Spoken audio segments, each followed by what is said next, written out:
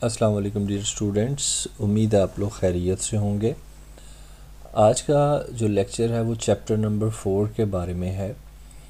आपकी बुक का जो चैप्टर नंबर 4 है उसमें ऑडिटर को अपॉइंट कैसे किया जाता है, ऑडिटर की अपॉइंटमेंट से मुताल्लिक जो डिफरेंट लीगल इश्यूज़ हैं हम उनकी बात करेंगे, ठीक है। और ऑडिटर जो है उसका रिमूवल कैसे होगा, यानी ऑडिटर जो है अगर उसको उसकी पोस्ट से हमने हटाना हो तो उसके लिए क्या प्रोसीजर अडॉप्ट करेंगे। और उसके अलावा जो ऑडिटर है जब वो किसी भी इदारे में ऑडिट के लिए जाता है तो उसके ऊपर चंद फ़राइज़ लागू होते हैं, यानी उसकी सर्टेन ड्यूटीज़ होती हैं। और जब उसकी ड्यूटीज़ होती हैं तो डेफिनेटली उसको कुछ पावर्स भी दी जाती हैं, वो पावर्स उसके राइट्स कहलाते हैं। तो ऑडिटर को अपॉइंट कैसे किया जाएगा, उसका लीगल प्रोसीजर क्या होगा, ऑडिटर को उसकी पोस्ट से रिमूव कैसे किया जाएगा, उसके लिए किस प्रोसीजर को अडॉप्ट किया जाएगा, उसके बारे में लॉ हमें क्या बताता है। और उसके अलावा ऑडिटर जो है उसकी ड्यूटीज़ क्या होंगी और ऑडिटर के राइट्स, ये चैप्टर इस बारे में है। एग्ज़ामिनेशन पॉइंट ऑफ व्यू से ये चैप्टर बहुत इम्पॉर्टेंट है। नॉर्मली चैप्टर नंबर 4 और चैप्टर नंबर 5 जो है इससे नेक्स्ट चैप्टर है, उसमें से एग्ज़ामिनर आम तौर पर हर साल तकरीबन एक सवाल ज़रूर पूछता है। तो इसलिए आपने इस लेक्चर को इंतहाई तवज्जो से कंसंट्रेशन के साथ जो है वो सुनना है, ठीक है। तो अपनी बुक्स ओपन कर लीजिए, अपने जो है अपनी बॉल पॉइंट पेंसिल जो है वो साथ रख लीजिए, बुक पे साथ साथ निशान लगाते जाएं और जो आपको कॉन्सेप्ट समझ में आ रहा है उसको साथ साथ उर्दू में हिंट अपनी बुक पे नोट करते जाएं, आपके लिए आसानी होगी। तो आइए जनाब हम चलते हैं चैप्टर नंबर 4 के फर्स्ट टॉपिक की जानिब। तो बुक्स आप लोग अपनी ओपन कर लें जी। चैप्टर नंबर 4 का जो पेज फर्स्ट है वो आपके सामने स्क्रीन के ऊपर गिवन है, ठीक है।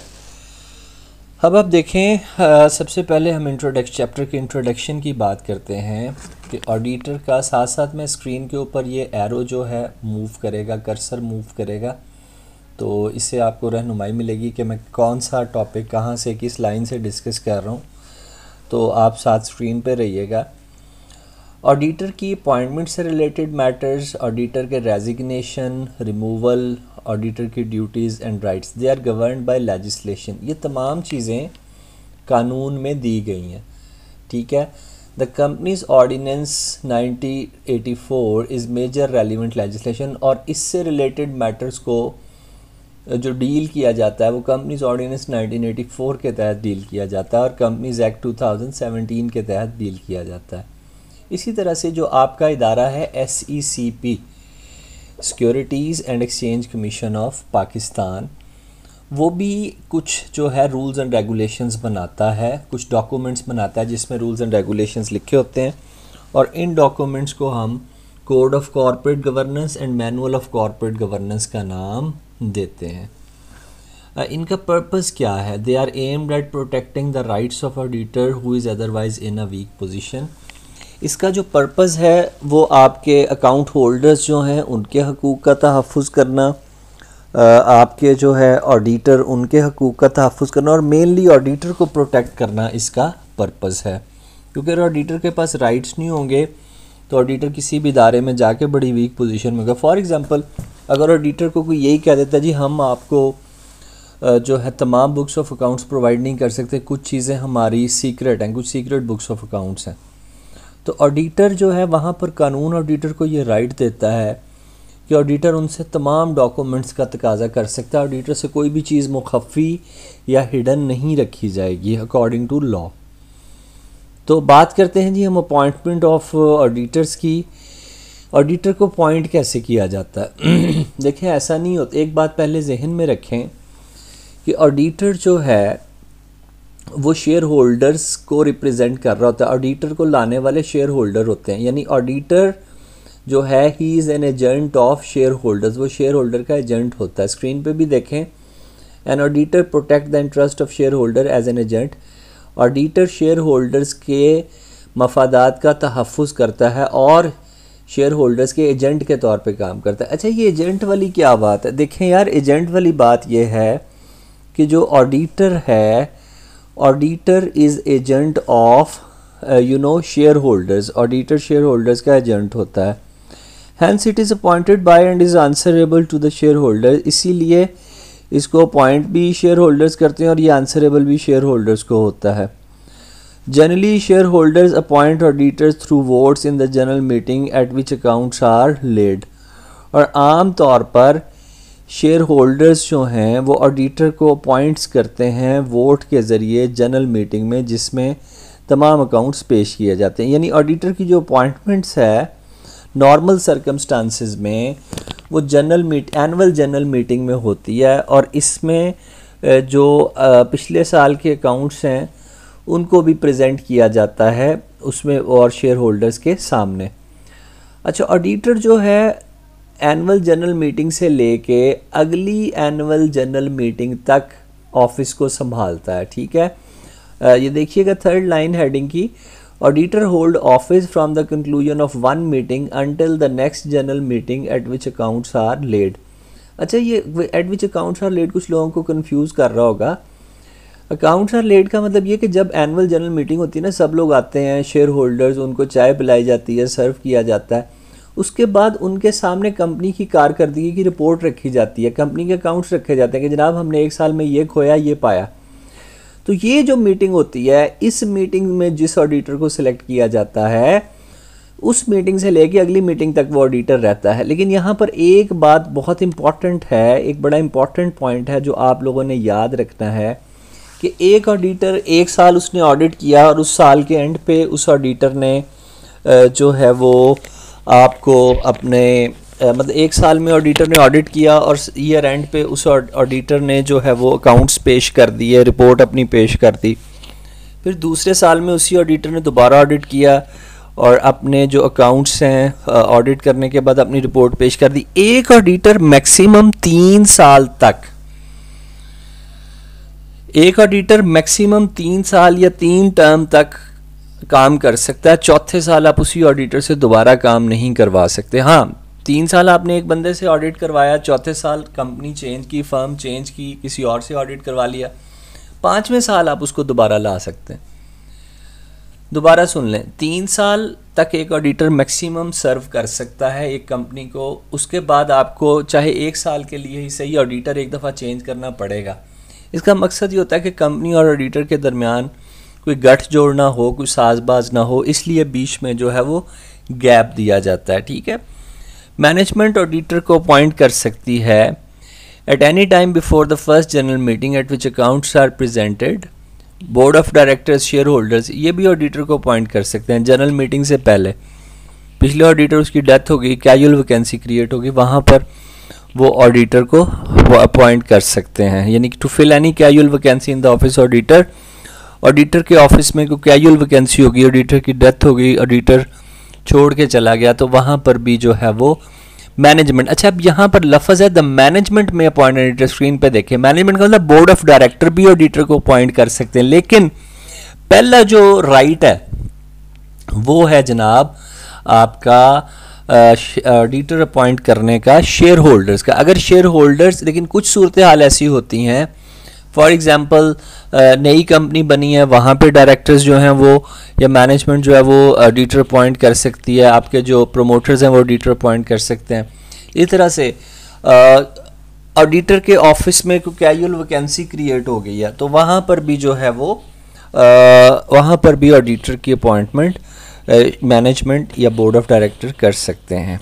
ठीक है, अच्छा अब देखें, पहली अथॉरिटी, पहली पावर है शेयर होल्डर के पास ऑडिटर की अपॉइंटमेंट की, दूसरी अथॉरिटी है मैनेजमेंट के पास। और अगर किसी वजह से जनरल मीटिंग में जनरल मीटिंग में मतलब शेयर होल्डर्स भी नहीं किसी वजह से ऑडिटर को अपॉइंट कर पाते, और आपके जो हैं, अल्लाह आपका भला करे, किसी वजह से जो है ऑडिटर भी जो किसी वजह से शेयर होल्डर्स अपॉइंट नहीं कर पाते, ऑडिटर को उसके बाद बोर्ड ऑफ डायरेक्टर्स जो हैं वो भी किसी वजह से ऑडिटर की अपॉइंटमेंट नहीं कर पाते, तो फिर ये राइट जनाब चला जाएगा, ये राइट जनाब चला जाएगा किसके पास, ये राइट चला जाएगा, अल्लाह आपका भला करे, स्टैचुटरी अथॉरिटीज़ के पास, यानी SECP जो है securities and exchange commission of Pakistan, वो ऑडिटर को मुकर्रर करेगा। आइए जनाब थोड़ा इसमें फर्दर चलते हैं, आगे चलते हैं इसमें। Special notice of appointment. अच्छा जी, जब भी ऑडिटर को अपॉइंट किया जाएगा तो उसका उस अपॉइंटमेंट का, उस मीटिंग का नोटिस दिया जाएगा, ठीक है, और उसके लिए जनरल मीटिंग में एक रेजोल्यूशन पास की जाएगी। रेजोल्यूशन का मतलब एक करारदाद पेश की जाएगी, लोग उसके हक में वोटिंग करेंगे, तो अगर वो वोट ज़्यादा होंगे तो ऑडिटर के हक में फ़ैसला हो जाएगा। यानी ऑडिटर को हायर करने के लिए भी रेजोल्यूशन के अगेंस्ट वोटिंग होगी, वोटिंग पे ऑडिटर को सिलेक्ट या रिमूव किया जाएगा। अच्छा, वो कहता है जी, in some cases of appointments of an auditor, auditor की अपॉइंटमेंट की कुछ सूरतों में a reasonable notice should be given, एक नोटिस दिया जाएगा और appropriate resolution at a general meeting, और उसके लिए जनरल मीटिंग में रेजोल्यूशन पास की जाएगी। रेजोल्यूशन में क्या होता है, for example to appoint an auditor other than retiring auditor, एक ऑडिटर जो है किसी वजह से ऑडिटर की डेथ हो गई है, ठीक है, यानी वो बंदा रिटायर होकर नहीं जा रहा, उसकी डेथ हो गई है, तो उसकी जगह पर ऑडिटर अपॉइंट करने के लिए, कैजुअल वैकेंसी को फिल करने के लिए, और एक ऑडिटर जो कि डायरेक्टर ने शुरू में अपॉइंट किया था उसको अब आपने अगले साल के लिए रीअपॉइंट करना है, तो उसके लिए भी रेजोल्यूशन पास की जाएगी।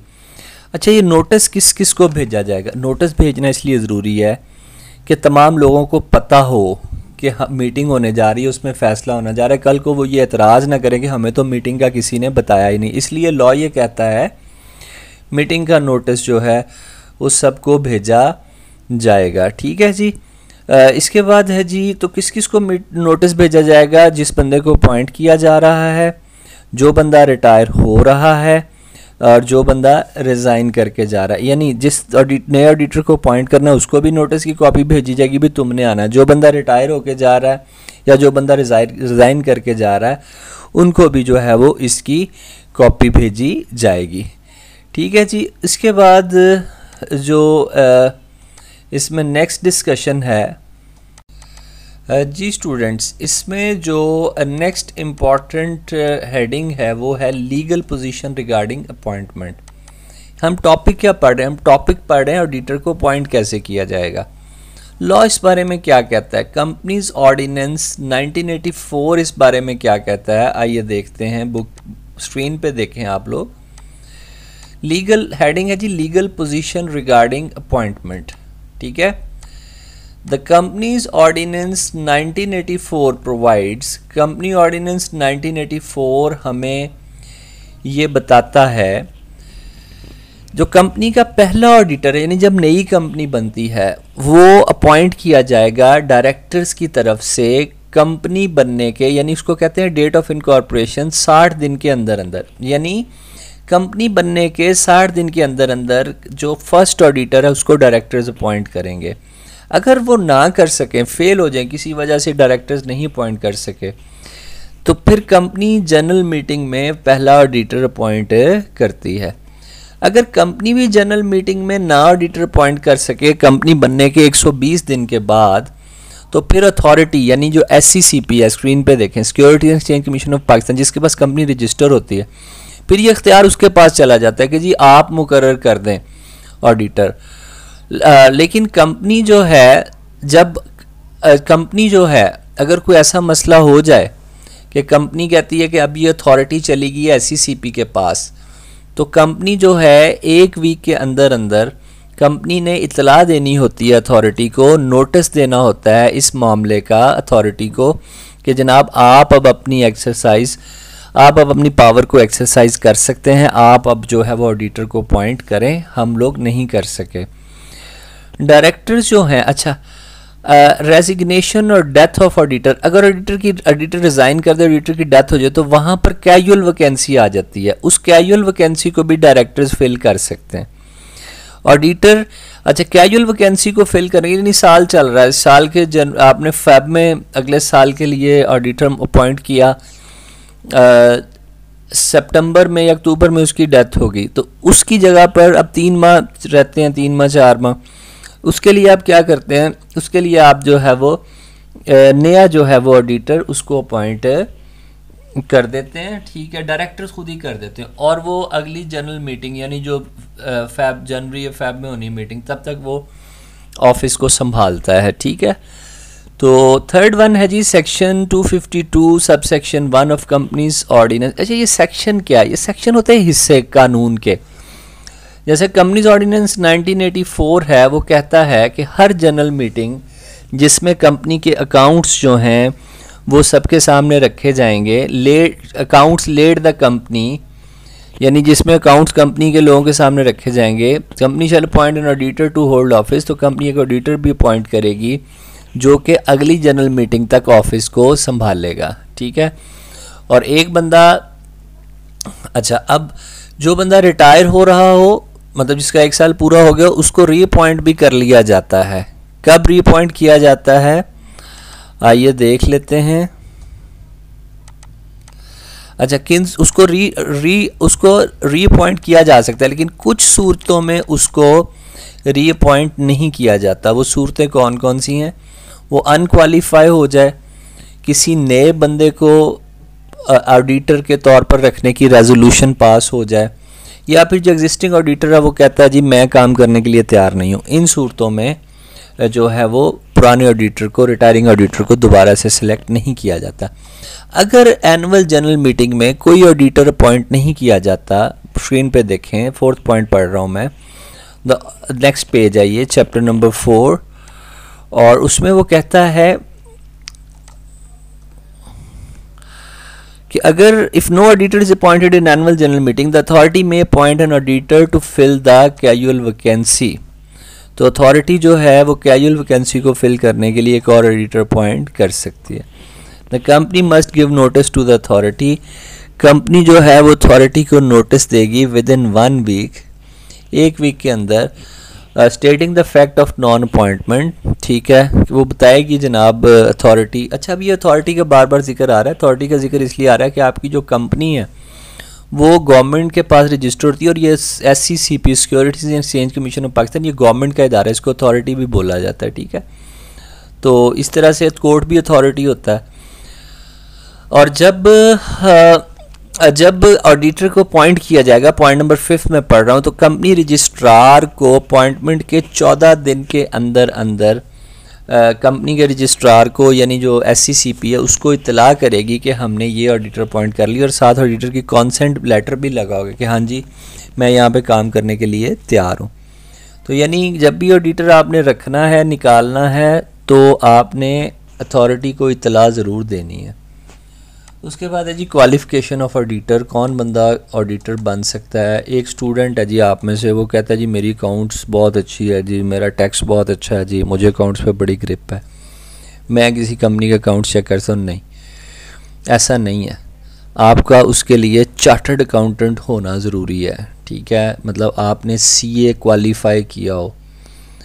तो देखें ना, लॉ भी ये कहता है, the auditor of a public, book पे आए, क्वालिफिकेशन ऑफ ऑडिटर हेडिंग में पढ़ा रहा हूँ, पब्लिक और प्राइवेट लिमिटेड कंपनी का ऑडिटर, ठीक है, द ऑडिटर ऑफ पब्लिक और प्राइवेट कंपनी, पब्लिक कंपनी का ऑडिटर या प्राइवेट कंपनी जो कि किसी पब्लिक कंपनी की सब्सिडरी है, यानी एक पब्लिक कंपनी के अंडर एक प्राइवेट कंपनी जो है वो काम कर रही है, must be A chartered accountant, तो उसका जो ऑडिटर है वो चार्टर्ड अकाउंटेंट होना चाहिए within the meaning of chartered account ordinance 1961। और चार्टर्ड अकाउंटेंट ऑर्डिनेंस 1961 एक लॉ है, CA ऑर्डिनेंस 1961, उसमें जो चार्टर्ड अकाउंट की डेफिनेशन दी गई उस पर वो बंदा पूरा उतरता हो। एक फर्म जिसके तमाम पार्टनर चार्टर्ड अकाउंटेंट हैं, उनको कंपनी के ऑडिटर के तौर पर अपॉइंट किया जा सकता है, ठीक है। और कंपनीज ऑर्डिनेंस के मुताबिक कुछ लोग ऐसे हैं जो, अच्छा अब एक पहली बात तो होगी कि कौन ऑडिटर बन सकता है, जिसने सीए क्वालिफाई किया हो या एक फर्म जिसमें 2 3 4 5 चार्टर्ड अकाउंटेंट्स हो वो ऑडिट कर सकती है, ठीक है। अब सवाल ये कौन ऑडिट नहीं कर सकता। कोई भी ऐसा बंदा eight any time during proceeding 3 year जो पिछले 3 सालों में कंपनी का डायरेक्टर रह चुका हो, ऑफिसर रह चुका, एम्प्लॉय रह चुका, ये पॉइंट 1 में पढ़ रहा हूँ। नंबर 2, बॉडी कॉरपोरेट, एक कॉरपोरेशन कॉरपोरेट बॉडी कंपनी वो ऑडिट नहीं कर सकती, ठीक है। चार्टर्ड अकाउंटेंट फर्म ऑडिट कर सकती है, कंपनी ही अपने किसी डायरेक्टर ऑफिसर या एम्प्लॉय से ऑडिट करवा ले नहीं, क्योंकि वो बंदा इम्पार्शियल नहीं होगा, इंडिपेंडेंट नहीं होगा। डायरेक्टर की वाइफ बेशक चार्टर्ड अकाउंटेंट है, वो जाके डायरेक्टर की कंपनी का ऑडिट नहीं कर सकती, वो फेवर देगी। A person indebted to company, बंदा जिसने कंपनी के पैसे देने हैं, बेशक चार्टर्ड अकाउंटेंट है, उसने बैंक से लोन लिया हुआ है, बैंक कहता है मेरा ऑडिट कर दो, तुम्हें लोन में रिलैक्सेशन कर देंगे, नहीं हो सकता ऐसा। या फिर जो ऊपर सी में लोग दिए गए हैं, यानी थर्ड पॉइंट में डायरेक्टर ऑफिसर एम्प्लॉय का कोई भी पार्टनर, वो भी नहीं कंपनी का, आपकी कंपनी का ऑडिट कर सकता। या फिर एक बंदा जिसको एक ग्रुप हो, ग्रुप ऑफ कंपनीज, उसमें किसी दूसरी कंपनी के ऑडिट से डिस्क्वालीफाई किया हो, वो उसी ग्रुप की किसी दूसरी कंपनी का ऑडिट, यानी एक ग्रुप के अंडर डिफरेंट कंपनीज, अगर उसको एक कंपनी से निकाला गया तो वो दूसरी कंपनी का ऑडिट नहीं कर सकता। तो उसके बाद है जी रेम्यूनरेशन ऑफ ऑडिटर। ऑडिटर का जो मुआवजा, अच्छा याद रखें ऑडिटर की सैलरी नहीं होती, ठीक है। Auditor does not get salary. Auditor जो है वो हमेशा अपनी खिदमात का मुआवजा, जैसे वकील अपनी फ़ीस लेता है, आप ये नहीं कहते मैंने वकील को सैलरी दी है, आप कहते हैं मैंने वकील को उसकी फ़ीस दी है। इस तरह जो ऑडिटर की फ़ीस होती है वो कैसे तय होती है। The remuneration of auditor is fixed by whoever made the appointment. Auditor का जो रेम्यूनरेशन है, जो भी बंदा उसको अपॉइंट करता है, अगर मेंबर्स यानी शेयर होल्डर्स अपॉइंट करेंगे तो वो उसका रेम्यूनरेशन तय करेंगे, डायरेक्टर्स अपॉइंट करेंगे तो वो उसका रेम्यूनरेशन तय करेंगे, और अगर अथॉरिटी जो है SCCP वो उसका तयन करेगी, उसको लेके आएगी, तो वो उसकी सैलरी का फ़ी का तयन करेगी, या फिर उसकी फ़ी का तयन कंपनी की जनरल मीटिंग में किया जाएगा, ठीक है जी। ये चंद चीज़ें थीं ऑडिटर की अपॉइंटमेंट के बारे में। मैं अगेन बता रहा हूँ, चैप्टर नंबर 4 और चैप्टर नंबर 5 दोनों बहुत इंपॉर्टेंट है एग्जामिनेशन पॉइंट ऑफ व्यू से, और इनमें से नॉर्मली हर साल में एक सवाल तो ज़रूर आता है।